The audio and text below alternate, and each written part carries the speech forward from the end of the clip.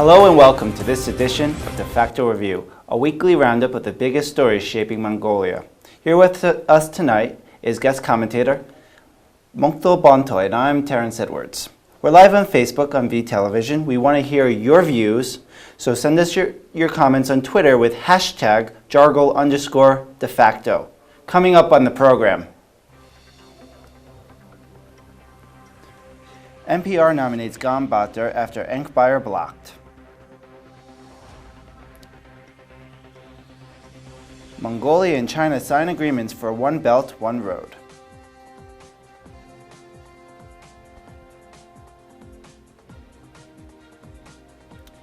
Mongolian voters to decide on constitutional amendments.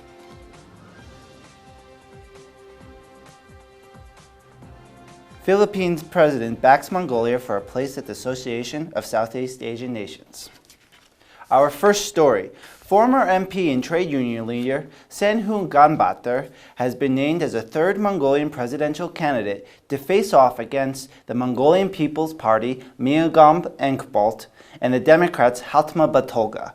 Ganbaatar, who is known for his populist rhetoric in favor of workers' rights as well as a staunch opposition to the Oyo-Tolga investment agreement from 2009, replaces Nambar Enkhbayar to represent the Mongolian People's Revolutionary Party. Enkhbayar has been blocked by election officials because 6 months still remain on a sentence for graft handed down in 2012. Ganbaatar is a former president of the Confederation of Trade Unions of Mongolia and was an independent member of parliament from 2012 to 2016. So, Mogi, let's get a little bit background on this guy. What would you say about his political opinions and his rhetoric, as well as is it unfair to label him as a populist or nationalist? I think it's very fair to label Mr. Ganbaatar as a national populist. As you mentioned, he was an independent member of parliament, and his main his political stance was criticizing the existing establishment government for a number of issues, mainly being the Rio Tinto investment into Oyo-Tolga. So it's very fair to assess him as a nationalist, and he brings a little different level of interest in this election, because all three candidates are fairly popular, fairly well-known politicians, and each of them have their own established base, his base of voters. So my take on this is that we might be facing, the first time in our democratic history, a runoff election where the first top two candidates in the first round go into the second round. So it's I think his choice was a bit of a shock to the main two parties. Everyone sort of knew that leader of MPRP, Mr. Enkhbayar, will not be able to run, but the fact that they even nominated him at first, knowing that he will be rejected by the election commission, was a political ploy, to gain attraction, to gain media attention, to rally the party base. But the choice of Ganbaatar, I think, was a shock to the two major parties, because it brings a little changes, I think, the political election tactics of the two main parties. Mainly because Ganbaatar, as we mentioned, is a more populist candidate. And the Democratic Party's candidate is also can be labeled as someone more populist. You're talking about former Roads and Transportation Minister Haltma Batolga. Yes. So the choice of Ganbaatar, I think, takes away a lot of voters from Batolga. But MPRP leader Enkhbayar, who's a former MPP member, I think if he keeps standing beside Ganbaatar during the election period, during the campaigning, even Ganbaatar might take away some of the ruling party MPP's votes as well. So creating a situation where none of the candidates will be able to take 50% needed to become elected in the first round. Yeah, and I think it's worth noting that there might be two rounds, but it doesn't necessarily mean that Mr. Ganbaatar will be in that second round. Do you think he actually has a good chance at this race for the presidency? I think there really is a good chance that Ganbaatar might be even in the top two. So the question is, so it's with a bit of a race for the second place. If my predictions are correct, that we might have a runoff election. So I think both of the established two major party candidates have something to be fearful of. So once the campaigning starts, we might see attacks going in two directions instead of just one perceived to be the major opponent to the two major party candidates. So you noted there were some similarities between Battulga and Mr. Ganbaatar. Right. Do you think he would do better off if there was a face-off directly with Enkhbayar?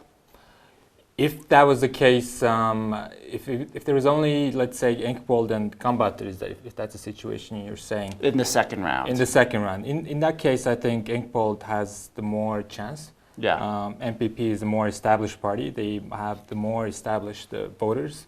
And being the ruling party, they have party officials working in every corner of the country. So if there's a second round situation between Enkhbayar and Ganbaatar, I think my bet would be on Enkhbayar.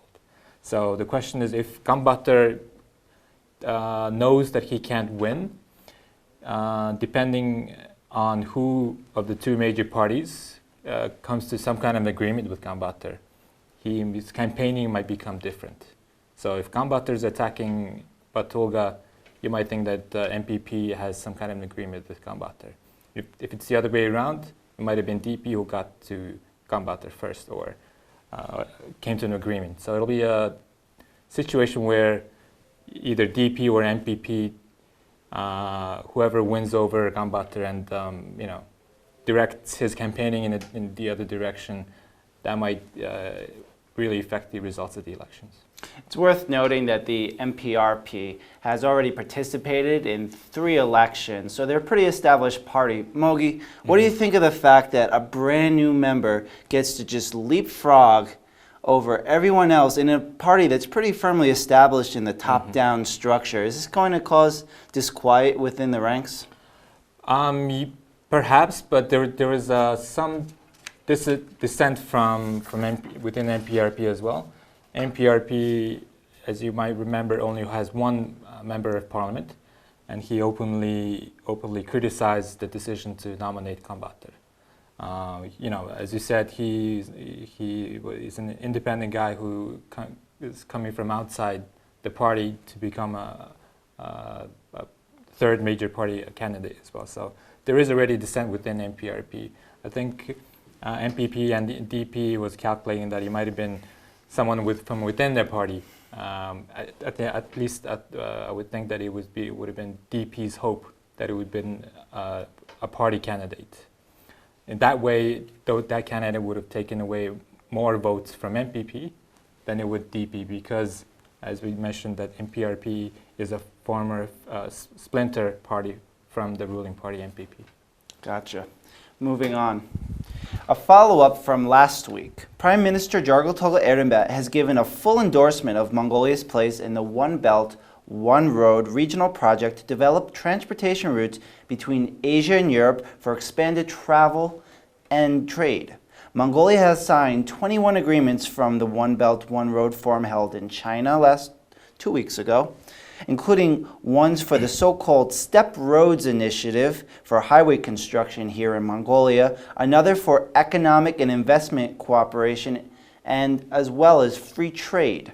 At the forum, the Prime Minister stated, "I would like to emphasize on the role of leading nations around the world in establishing the economic corridor between Mongolia, China, and Russia, which will contribute greatly to regional and global development."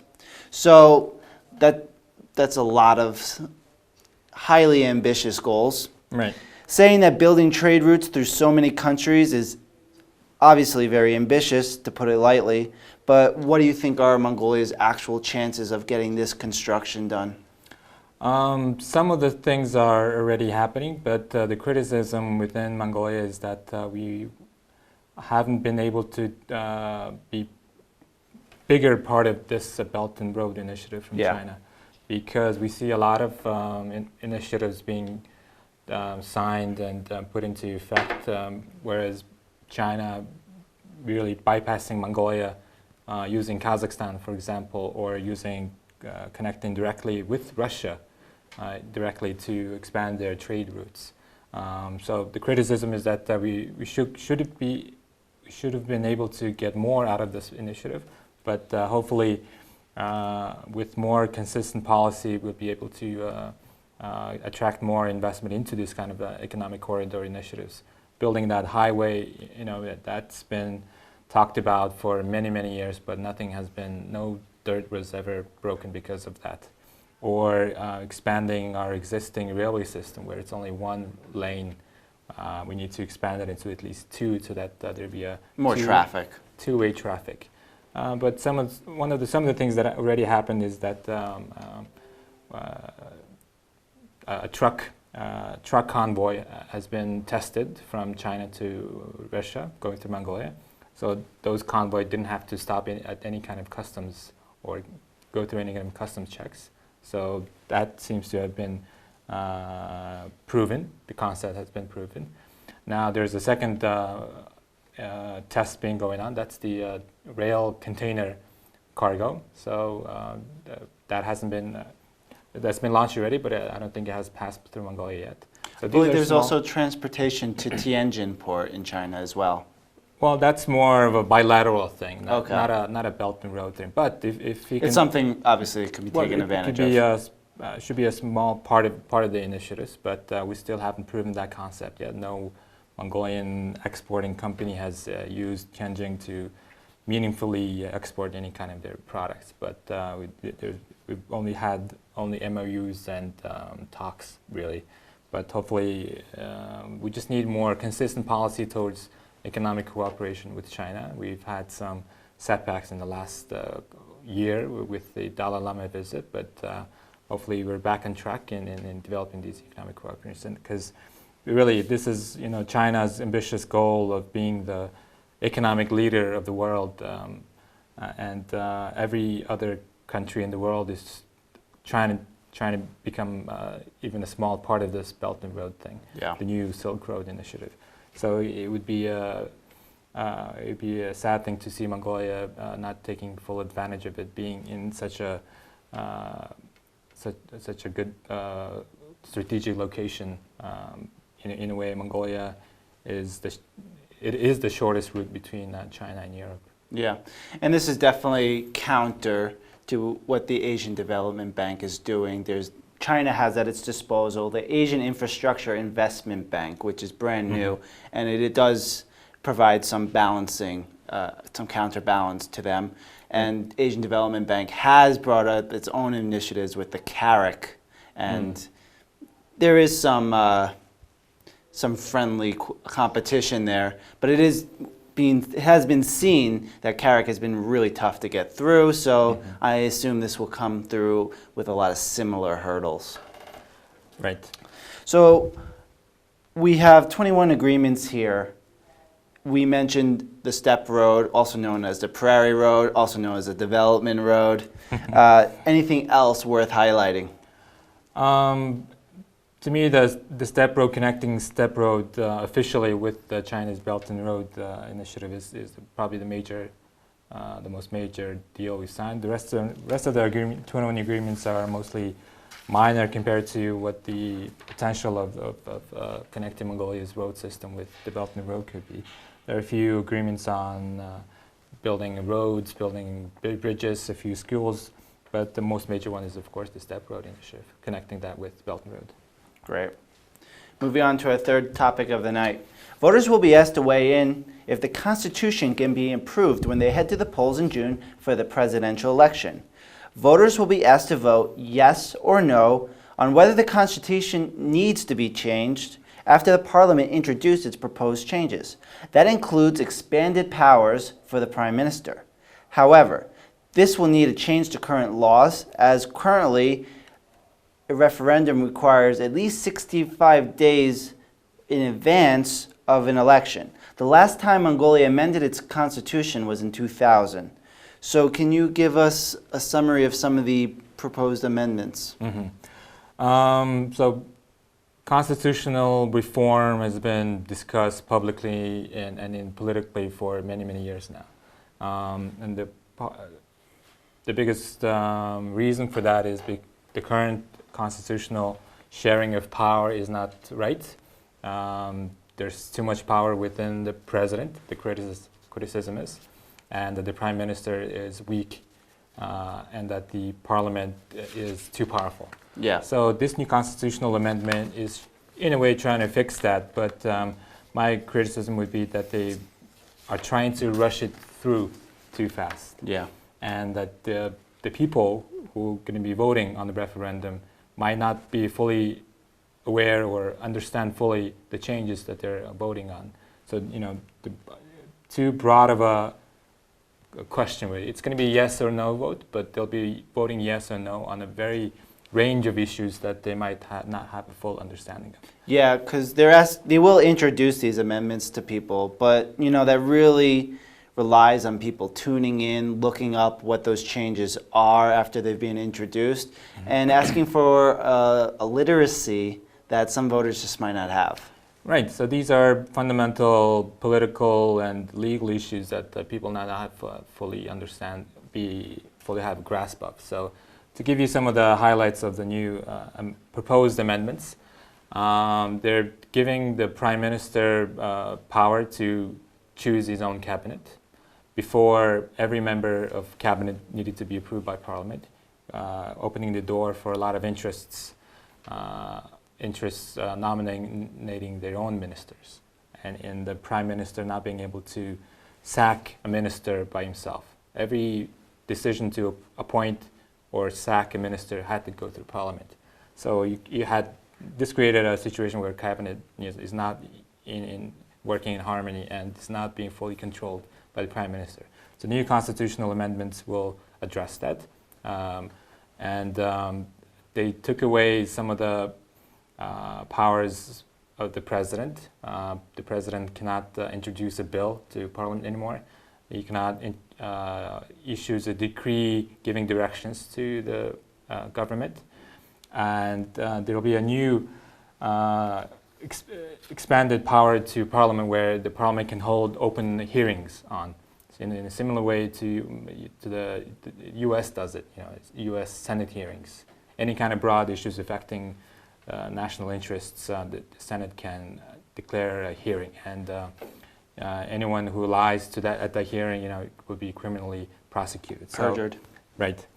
And they added an interesting clause into the new constitutional amendment is where that the civil service will be independent. That's an important one. It's an important one, but it's a useless one. It's more of a existing constitution already addresses this issue of having civil service, civil agencies that are independent, that are fair, that are not influenced by political interests. So, our constitution already addressed that issue, and why do we have to add another sentence to it where, It's a bit redundant, you're saying. Exactly. So in the next issue is they named 9 ministry names in the Constitution. So that would be set. Set. So, and my criticism from myself and scholars is that Parliament, government, a prime minister should be able to, or the ruling party, whoever won the election, should be able to change the government according to what they were elected on, for example, or what they want to. They need that kind of flexibility. So why set that in stone, really, and creating a situation where every parliament might try to amend the constitution every time they want to. Which would take a lot of time. Which would affect the fundamental issue of having the Constitution be the law the law that governs all other laws. So especially when you can't really see what the future's going to take you to. Right. You don't know. Maybe a Ministry of IT would be something Exactly. important down the road. There was a Green Development Ministry, which Mongolia got some celebration for. They don't have it anymore. Right. But things like this, it's worth Exactly. Government be able to create freely. Exactly. One other major issue is the president's judicial power. Currently, our president appoints every judge, the ruling body that nominates the selection process is the Judicial General Council. So Judicial General Council members are all appointed by the president. So this council sort of proposes a candidate for a judge, and the president appoints it. So the criticism was that the president had too much control over the judicial branch. Yeah. And the president appoints the general prosecutor. And the president nominates the head of the anti-corruption agency. So the criticism is that if someone was to be investigated for corruption, let's say, the president appoints the body that investigates it, the president appoints the body that prosecutes it, and the president appoints the body that makes the judgment, sentences, for example. Yeah. So it's a lot of power. It's a lot of power. Yeah. So now they're giving this judicial nomination power to the parliament now. The president can only symbolically sign off on it, but the parliament has the power to appoint the new judges according to this new amendment. And the parliament also can appoint the general prosecutor now for a term of 6 years. Yeah. So parliament, of course, is a body, it's a political body, right? Elected on whatever agenda of that election was. So having the parliament directly appoint the general prosecutor is one of the criticisms from a number of constitutional scholars that I've heard. So there are good things about this amendment, and there are also bad things about this amendment. But the biggest main criticism is that they're trying to rush it through. So they still haven't changed the public referendum law, and they will change it. They will have to change it before 5th of June to be able to have this referendum with the presidential election. 5th of June. Just to rewind a bit, you mentioned that the president would no longer be able to submit legislation. Mm-hmm. That one actually strikes me as odd, since Mongolia does have a very liberal rules about who can submit legislation. Mm-hmm. And if you look at the domestic abuse law, which actually criminalized domestic abuse in Mongolia for the first time, the so-called women's caucus that pushed this through had some trouble getting through to parliament. But when they got the president behind it, they were able to get it through a lot more easily. So it does strike me as a loss if the president can't give a little bit of more of a push to some legislation that he thinks important, but maybe it isn't the first thing on the parliament's mind. Right. So if this new amendment gets passed by public referendum, it will only become effective from 2021, meaning the next election. So there's time buffer. Election. So, of course, it's important to have a buffer time before the political parties understand the amendment. So there's a little bit of time for people to get a grasp of the amendment. But I won't be too sad because the president no longer introduce a bill. There's 76 members of parliament. Each of them can submit a bill. The government can submit a bill. So why does it have to be the president? Also has to be someone who can submit a bill. So I don't think that's too big of a loss. Oh, we'll disagree on that one. Taking a trip down to the southeast, controversial Philippine President Rodrigo Duterte said on Tuesday he would push for the inclusion of Mongolia in the Association of Southeast Asian Nations, or ASEAN, dismissing concerns about Mongolia's geographic location. Yes, why not? That's what Duterte told reporters in China when asked if he had thought about Mongolia and Turkey's inclusion in the grouping of Asian countries as he now stands as its chairman. The 10-member ASEAN groups Brunei, Cambodia, and Indonesia, Laos, Malaysia, Myanmar, Philippines, Singapore, Thailand, and Vietnam Duterte insisted that Mongolia and Turkey were part of the region, though maps might say otherwise. So, okay, I want to really just take this point to whether or not Mongolia becomes a member of this specific grouping. What do you think is the importance of free trade agreements to Mongolia? Well, currently Mongolia only has bilateral free trade agreements. With main ones are China and recently Japan. But I also think it's important that Mongolia also backs free trade whenever possible. Mongolia is trying to become an exporting country, more of an exporting country than we are already. Besides exporting our mineral commodities, we want to be able to diversify our exports. Agricultural products are the main push. So perhaps ASEAN is probably not the main, should be the main goal of Mongolia. My hope is that Mongolia becomes a member of APEC. APEC is Asia-Pacific Economic Cooperation.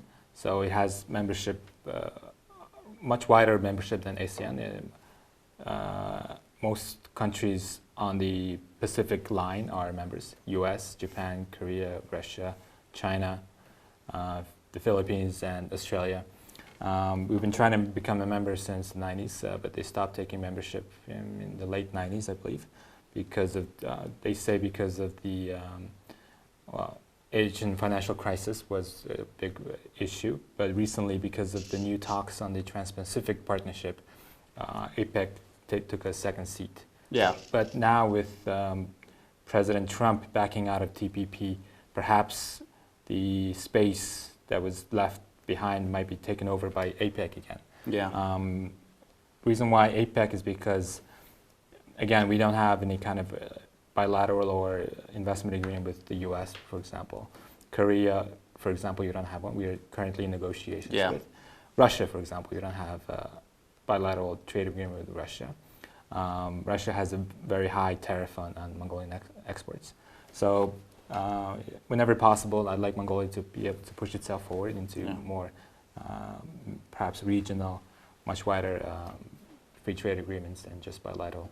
Yeah, it's interesting that developing Mongolia is seeing the real value of these regional pacts, whereas then you mentioned the United States, Mr. Trump has decided he would like to go one-on-one bilateral agreements instead and back out of these, though he has decided to go against that when it came to the North American Free Trade Agreement. He'll probably backstep on a bunch of those, I imagine.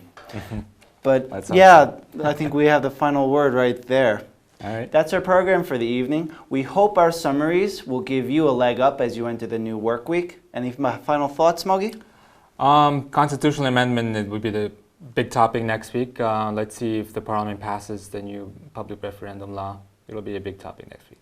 Yeah, I think it's something that we'll keep our eyes on and will generate more press as it goes forward. Right.